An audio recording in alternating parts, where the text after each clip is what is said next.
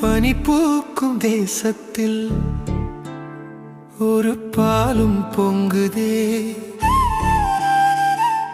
கதிரவன் ஒளியில் கனடாவும் மின்னுதே. இது தைப்பொங்கல், தித்திக்கும் தைப்பொங்கல், பெருமை சொல்லும் தமிழ் மரபு திங்கள்.